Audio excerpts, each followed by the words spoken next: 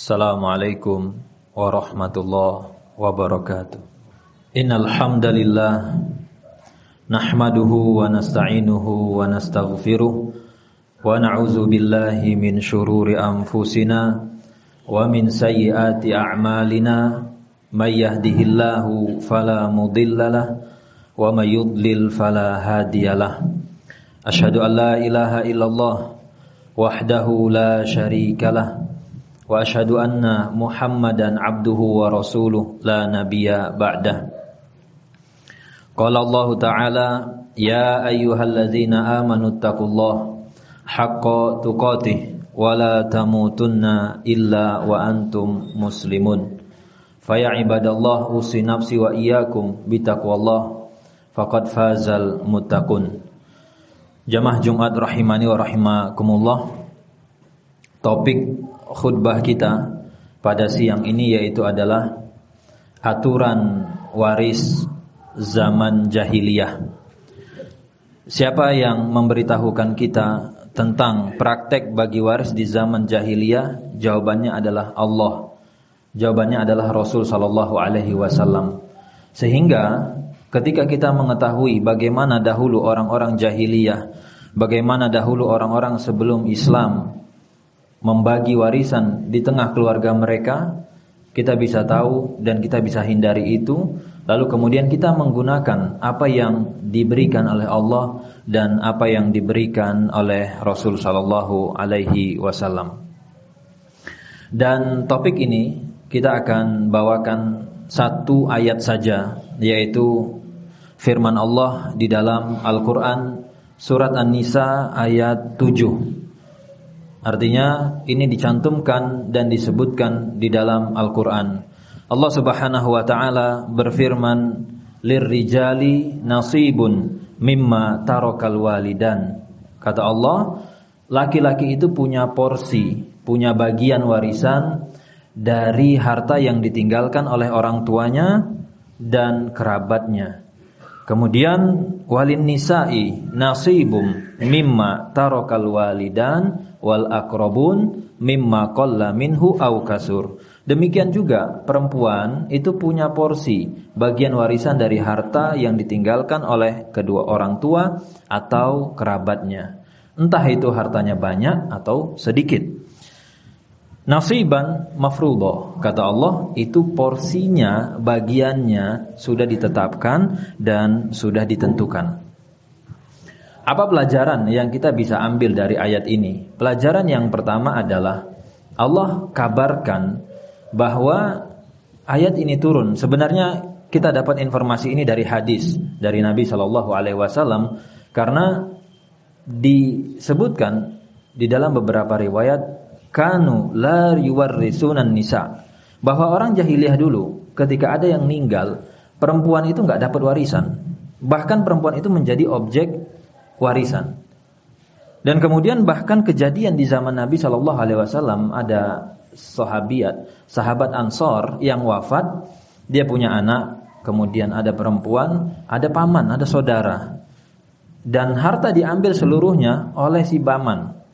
Kemudian si ibu ngadu ke Rasul. Apa jawabannya si paman ini? Ya sama, karena dia masih memahami sebagaimana dipahami orang-orang jahiliyah terlebih dahulu, bahwa perempuan itu gak dapat warisan. Dan kemudian layar kabul khail, disebutkan bahwa perempuan itu gak ikut perang, anak-anak gak bisa ikut perang, gak mendatangkan apa-apa. Sehingga versinya orang-orang jahiliyah yang mendapatkan waris adalah laki-laki. Sehingga turunnya ayat ini. Tapi Rasul ketika ada kasus, Rasul gak langsung buat keputusan. Dan ini juga memberikan pelajaran kepada kita. Kalau kita gak tahu, sebaiknya diam. Apalagi dalam urusan waris, gak usah kita majukan perasaan kita, gak usah kita kedepankan logika kita. Bahkan Rasul sekalipun ada kasus, belum turun wahyu, Rasul diam. Lalu turunlah ayat ini. Dan Allah tegaskan, perempuan bisa dapat waris sebagaimana laki-laki bisa mendapatkan warisan. Itu pelajaran yang pertama. Apa pelajaran yang kedua yang disampaikan oleh ayat ini? Yang kedua adalah sebab seseorang bisa dapat waris itu karena ada hubungan nasab, ada hubungan kerabat.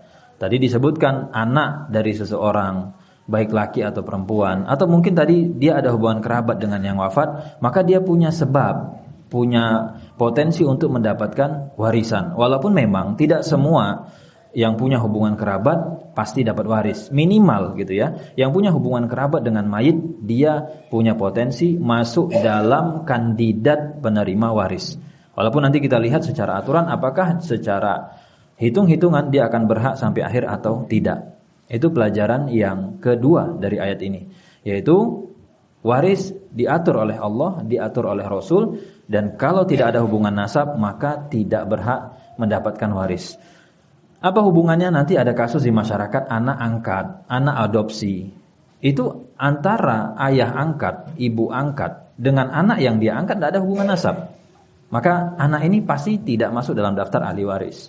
Walaupun di kakaknya itu diubah, ini anak kandung. Tapi nasab tidak bisa direkayasa. Atau apalagi misalkan anak hasil zina, itu tidak dinasabkan kepada bapak biologisnya. Dan ini nanti juga arahnya ke sana ketika kita membahas antara hubungan nasab untuk bisa mendapatkan waris. Kemudian apa pelajaran ketiga yang kita bisa ambil dari ayat ini? Allah tekankan di situ di dalam ayat, nasibun mimma taroka, bagian dari apapun yang ditinggalkan, sehingga bentuknya umum, apapun harta yang ditinggalkan.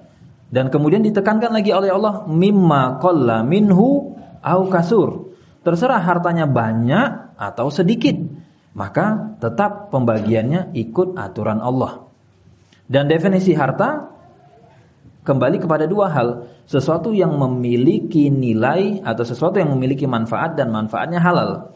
Sehingga kalau ada orang wafat, dia meninggalkan kulkas, dia meninggalkan sofa, dia meninggalkan lemari, dia meninggalkan kipas angin, dia meninggalkan AC, bagi waris, bagi waris. Karena itu adalah harta. Sehingga nggak boleh ketika ada yang wafat, kemudian keluarga, kemudian datang seenaknya, kulkas milik saya, mobil bagian saya, kipas angin hak saya, sehingga seakan-akan terjadi penjarahan di rumah itu. Enggak, hitung dulu berapa nilainya, lalu kamu punya hak berapa. Itu adalah harta dan itu hitungannya warisan. Mimma qalla minhu au kasur. Sehingga nggak peduli. Kalau ada yang berkomentar misalkan, kan rumahnya cuma satu, masa iya harus bagi waris?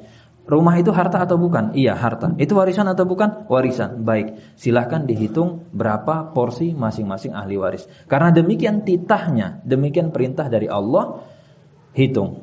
Kemudian, pelajaran yang keempat yang kita bisa ambil dari ayat ini adalah nasiban mafruḍah.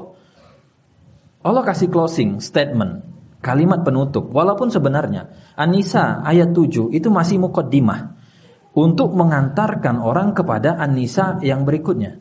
Tapi di muqaddimah Allah sudah kasih semacam pengantar dan closing statement yang tegas, ini sifatnya nasiban mafruḍah. Ditetapkan, diatur oleh Allah. Sehingga kalau ada yang nanya, apakah bagi waris dengan cara fikih waris wajib? Jawabannya wajib. Itu bukan choice, itu bukan pilihan. Sehingga kalau ada yang berkomentar misalkan, alah ikut fikih waris, ikut bagian adat, ikut kesepakatan keluarga, ikut perdata sama saja. Aturannya toh sama kan? Nggak ada aturan yang zolim. Intinya sama. Apa? Membagi. Enggak. Kalau semua aturan sama, untuk apa diturunkan ayat ini? Karena itu beda, makanya diturunkan ayat ini. Kalau semua dikasih pilihan, boleh ikut adat, boleh kesepakatan keluarga, untuk apa ada wahyu An-Nisa ayat 7 dan seterusnya. Sehingga tidak benar kalau ada yang mengatakan bahwa bagi waris tergantung suka-suka keluarga. Enggak. Itulah Allah tegaskan sifatnya wajib, bukan pilihan. Kenapa? Karena Allah tahu harta itu fitnah, harta itu cobaan, harta itu godaan. Bahkan Rasul menyebutkan bahwa fitnah ummati, umatku itu akan diuji dengan yang namanya harta. Dan bahkan Rasul sebutkan manusia itu dikasih emas satu lembah, satu gunung, dia kurang. Dia butuh emas dengan lembah yang lain. Bayangkan kalau ini tidak dikasih aturan oleh Allah, maka manusia akan membagi warisan kembali kepada dua hal. Ikut perasaannya dan ikut logikanya. Kalau di anggota keluarga punya 10 orang, maka ada 10 perasaan, ada 10 logika. Kenapa mereka ribut? Karena mereka punya standar berbeda dan mereka tidak mengikuti wahyu yang Allah Subhanahu wa taala turunkan.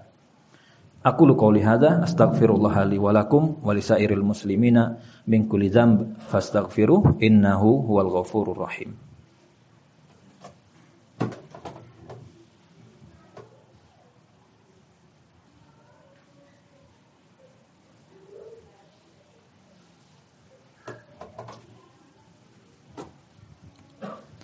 Alhamdulillah wa kafa wa salatu ala habibinal mustafa amma ba'd.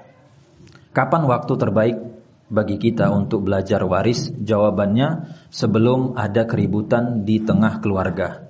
Itulah waktu yang tepat untuk undang ustadz, itulah waktu yang tepat untuk belajar waris. Lakukan pencegahan sebelum terjadi keributan. Walaupun memang lebih baik ya kita terlambat daripada tidak sama sekali. Namun ketika sudah terjadi sengketa, ketika sudah ada yang wafat, sudah ribut di keluarga, itu biasanya akan lebih sulit untuk memperbaiki. Keluarga sudah tidak saling tegur, nomor sudah saling blokir, lebaran gak mau ketemu, bahkan saling fitnah.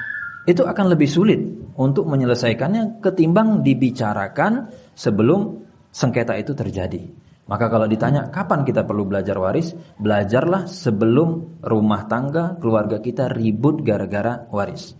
Kemudian yang kedua, belajar waris itu bukan hal yang tabu, bukan hal yang pantang, dan tidak ada hubungannya antara belajar waris dengan mengharapkan kematian seseorang. Kalau seandainya bicara waris itu tabu, gak mungkin Allah masukkan ayat waris di Al-Quran. Ketika Allah masukkan di dalam Al-Quran dari Al-Fatihah sampai ujung diselipkan ayat waris, itu artinya Allah paham waris itu penting, sebagaimana pentingnya sholat, sebagaimana pentingnya puasa, sebagaimana pentingnya haji dan yang lain. Sehingga bicara tentang waris bukan aib, bicara tentang waris bukan tabu. Maka bicarakanlah itu, edukasi keluarga kita tentang warisan, dan semoga tidak ada yang memakan harta haram dari waris. Masyarakat anti dengan namanya makan haram dari korupsi. Anti mereka makan harta haram dari suap. Gak mau mereka makan harta haram dari judi, dari jualan narkoba, dari jualan miras. Gak mau mereka. Tapi kenapa ada yang makan harta haram dari waris? Karena pembagian waris tidak dihitung seperti yang diinginkan oleh Allah, otomatis ada yang terzolimi dan ada yang menzolimi. Innallaha wa malaikatahu yusholluna 'alan nabi ya ayyuhalladzina amanu shallu 'alaihi wa sallimu taslima. Allahumma shalli 'ala Muhammad wa 'ala ali Muhammad kama shallaita 'ala Ibrahim wa 'ala ali Ibrahim innaka Hamidum Majid. Allahumma barik 'ala Muhammad wa 'ala ali Muhammad kama barakta 'ala Ibrahim wa 'ala ali Ibrahim innaka Hamidum Majid. Allahumma ighfir lil muslimin wal muslimat wal mu'minin wal mu'minat al ahya'i minhum wal amwat innaka sami'un qaribun mujibud da'wat ya qadhiyal hajat. Rabbana la tuzigh qulubana ba'da idh hadaitana wa hab lana min ladunka rahmah innaka antal wahhab. Allahumma a'inna ala zikrik wa syukrik wa husni ibadatik. Allahumma a'inna ala zikrik wa syukrika wa husni ibadatik. Allahumma kfina bihalalika. Allahumma kfina bihalalika. Rabbana atina fid dunya hasanah wa fil akhirati hasanah wa qina adzabannar. Aqimussalah. Ikuti Umroh Akbar ketiga bersama Ustadz Aminur Bait dan tim Asatidzah ANB 10 hari 26 September hingga 5 Oktober 2024 dan mendapatkan 2 kali Jumatan. Untuk informasi lengkap hubungi 0812 9090 4331.